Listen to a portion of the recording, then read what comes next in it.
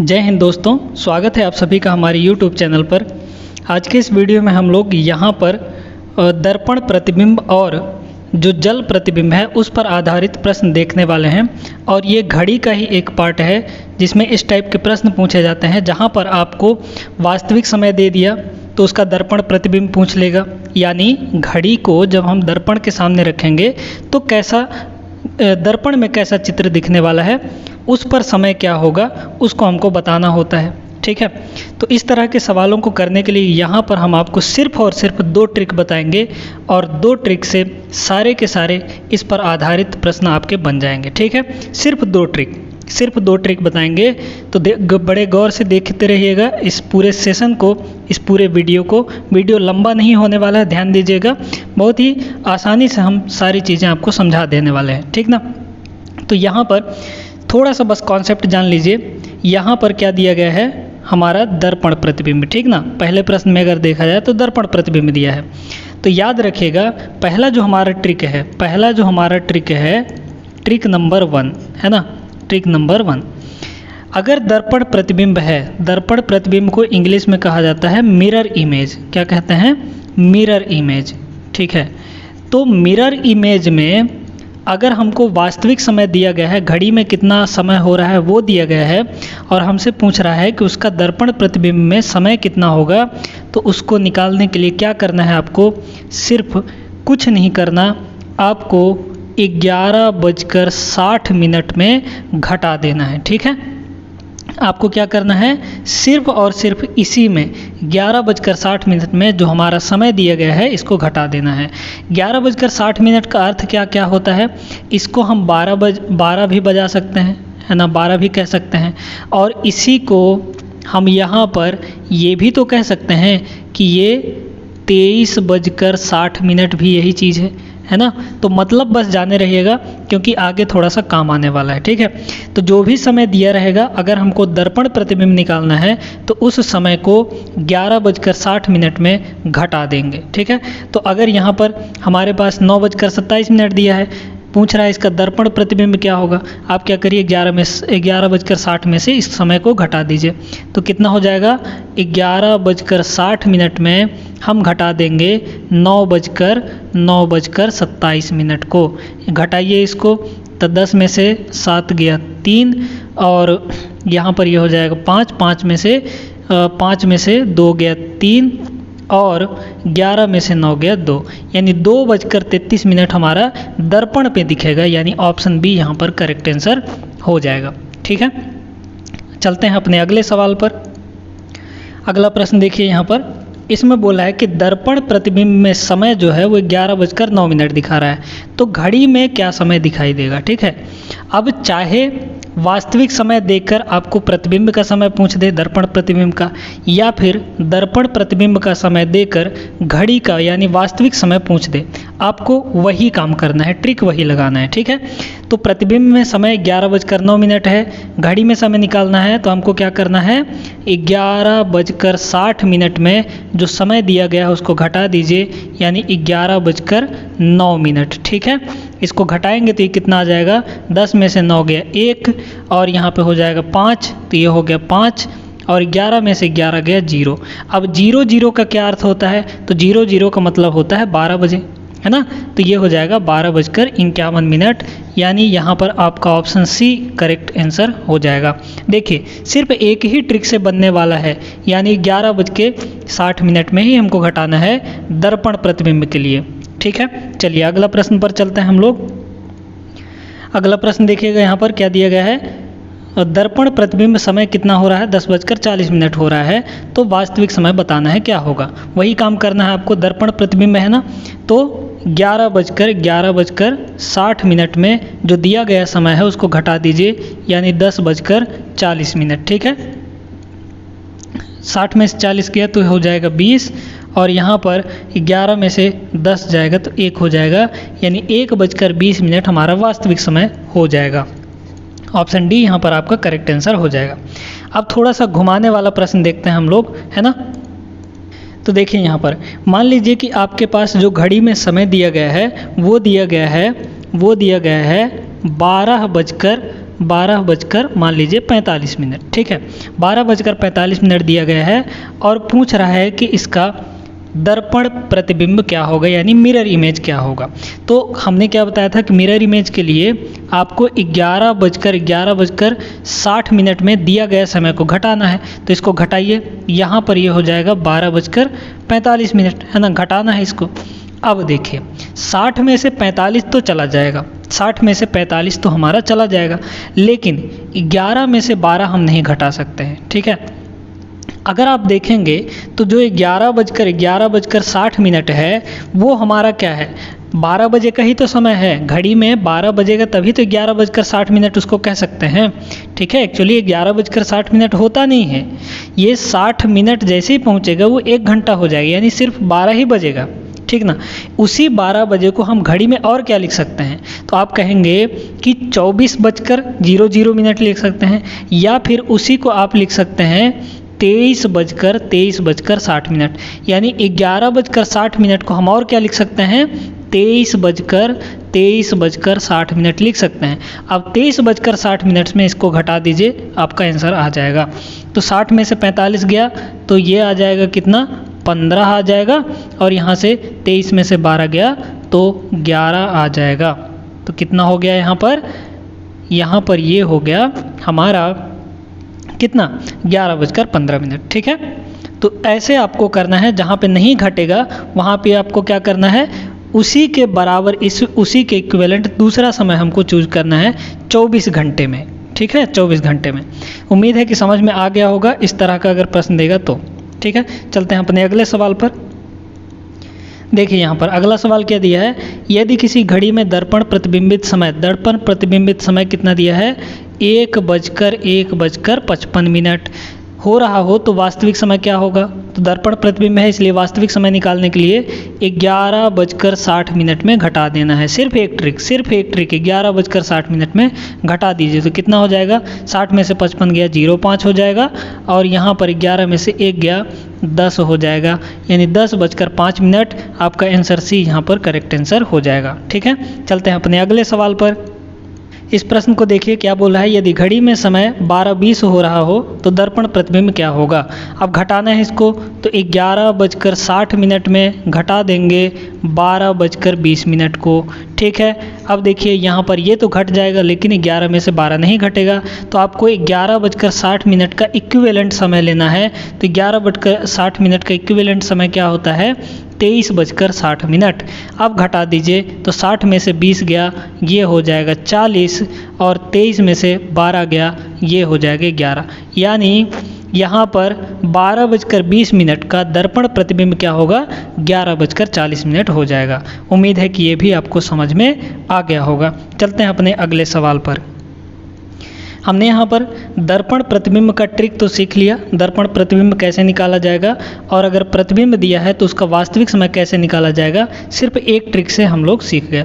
अब आते हैं दूसरे ट्रिक पर, किसके लिए, जल प्रतिबिंब के लिए। ठीक है, यानी अगर घड़ी में कुछ टाइम हो रहा है, कुछ बज रहा है, उसी को अगर पानी के सामने रख दिया जाए तो पानी में क्या समय दिखेगा उसको हम लोग देखेंगे, यानी जल प्रतिबिंब क्या होगा। ठीक है, तो जल प्रतिबिंब देखिएगा, इसके लिए भी एक ट्रिक है, यानी हम लोग अब चलते हैं दूसरे ट्रिक पर, दूसरे नंबर के ट्रिक पर। पहला ट्रिक हम लोग सीख दिए है ना, जल प्रतिबिंब के लिए एक ट्रिक, और यहाँ पर दर्पण प्रतिबिंब के लिए एक ट्रिक। 2 ट्रिक से ये पूरा सारे सवाल हो जाएंगे।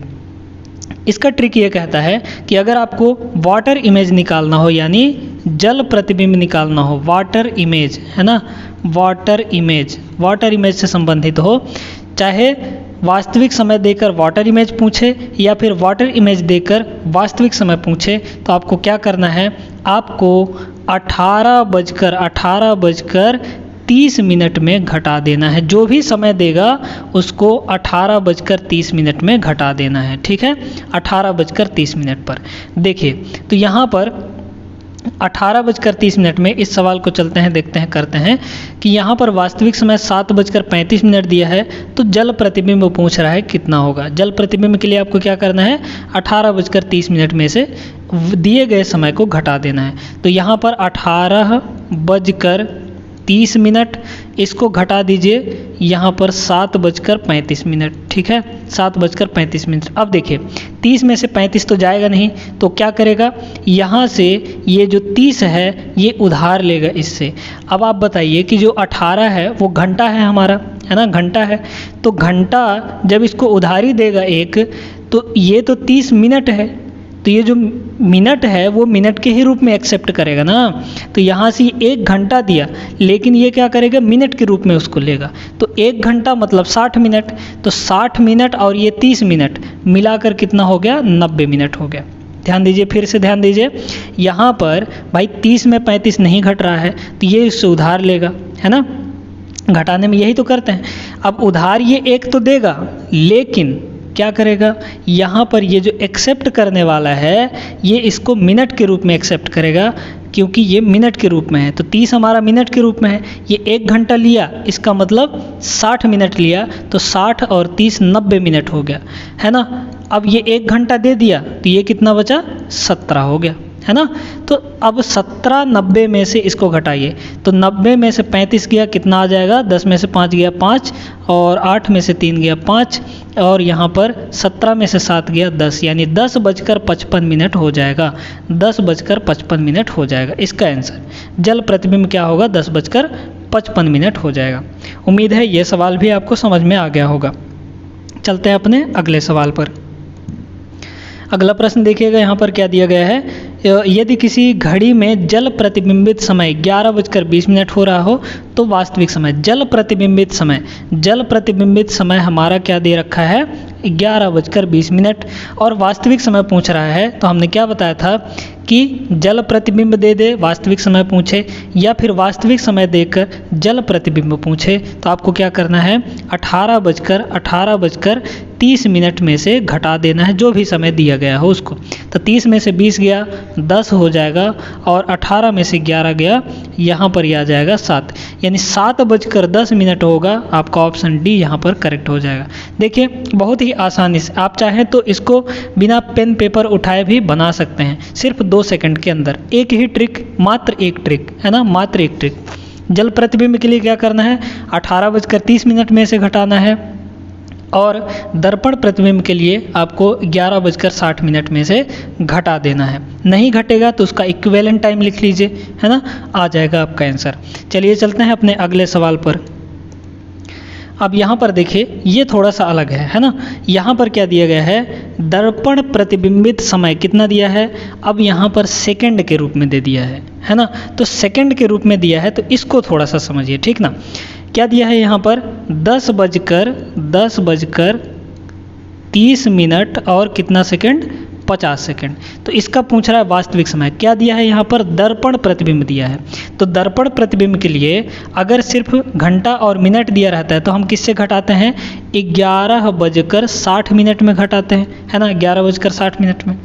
इसी को आप सेकंड के रूप में कन्वर्ट करिए। देखिए तो अगर हम इसी चीज़ को सेकंड के रूप में कन्वर्ट करेंगे तो ये हो जाएगा 11:59 और कितना सेकंड, 60 सेकंड है, मतलब वही है, 12 ही बज रहा है, लेकिन हम इसको मिनट और सेकंड के रूप में भी लिख दिए, ठीक है।